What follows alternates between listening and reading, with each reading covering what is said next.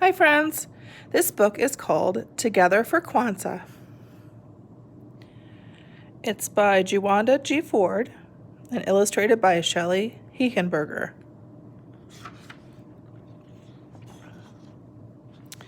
It was the first day of Kwanzaa and Kayla was sad. Her big brother Kari could not come home for the holidays because a heavy snowstorm had closed all of the roads around his school. Kayla always missed Kari while he was away, but this was worse than ever. Now they would have to start Kwanzaa without him. Kwanzaa was Kayla's favorite time of the year. She loved celebrating her African heritage and doing special things with her family. But how could she enjoy Kwanzaa this year if Kari was not a proud of it?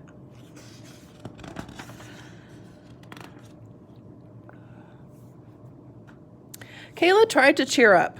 After dressing in colorful African clothing, she began to set the Kwanzaa table. First, she put down the makea, a traditional straw mat. On top of the makeka, she placed the kinara, a Kwanzaa candle holder. The kinara holds 7 candles, 1 for each night of Kwanzaa. A black candle in the middle, 3 red candles on the left, and 3 green candles on the right. The colors stand for different things. Black for the African American people, red for their struggles, and green for hope and a good future. On each night of Kwanzaa, families light candles and celebrate one of the 7 Kwanzaa principles, which are the ideas that help people to be strong. The principles help to guide them through the Kwanzaa, but are practiced all year long. There is a different principle for each day of Kwanzaa. Every year, Kayla and Kari would share the Kwanzaa greeting. Habari gani, Kari would say. The greeting is from the Swahili language. It means, what is happening today? Kayla would answer with the Kwanzaa principle for that day. Many Swahili words are used during Kwanzaa. Kayla sighed. It just wouldn't be the same without Kari there tonight.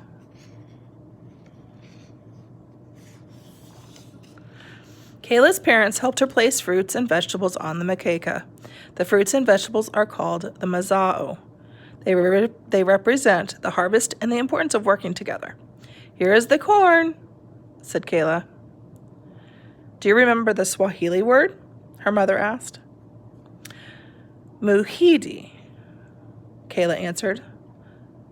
The mohindi represents the children in the family. She put 2 ears of corn next to the other Kwanzaa symbols, 1 for her and 1 for Kari. When the table was ready, Kayla's mother helped her light the black candle. Kayla knew that they would light a red candle on the second night and a green one on the next night, and so on until all the candles were burning on the last night.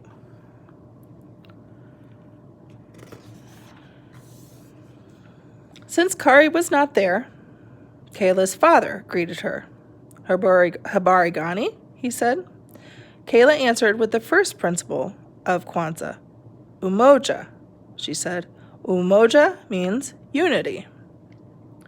Kayla's father poured a few drops of water from the kikombe cha umoja, or unity cup, to remember and honor their ancestors. At Kwanzaa, everyone drinks from the unity cup to celebrate family and community unity.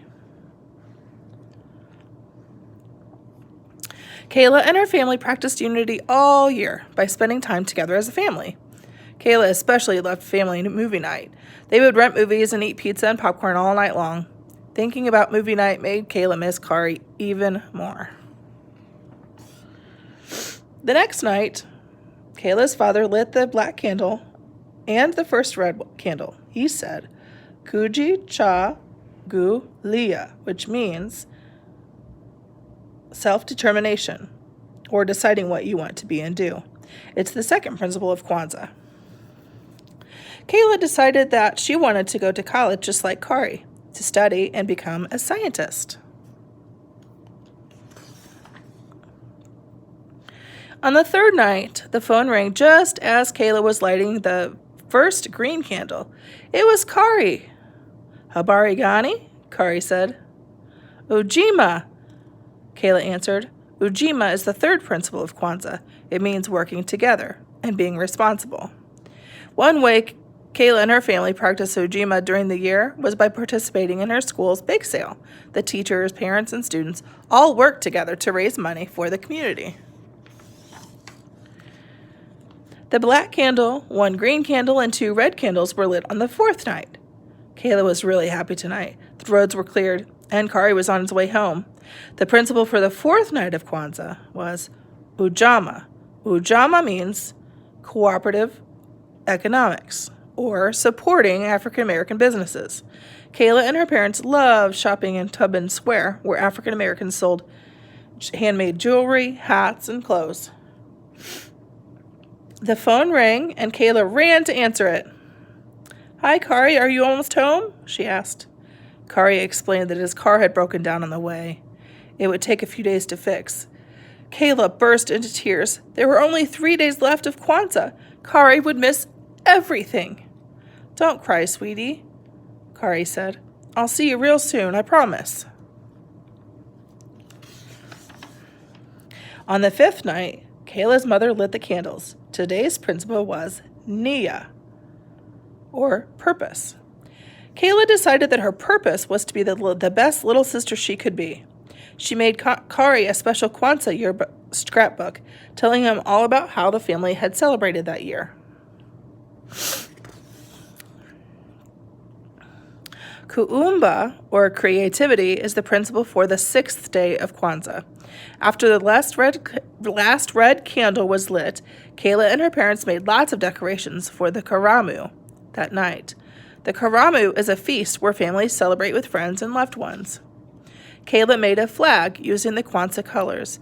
It was black, red, and green, just like the candles on the kinara. Soon there was a knock on the door. Kayla ran to answer it. "Kari!" she yelled as she opened the door wide. "No, not Kari, but Grandma and Grandpa are here." Kayla was glad to see her grandparents, but she couldn't help being disappointed that Kari still had not arrived. She kept hoping that somehow he'd get home before Kwanzaa was over. There were so many knocks on the door from friends and family. It was hard to be sad with so many people around.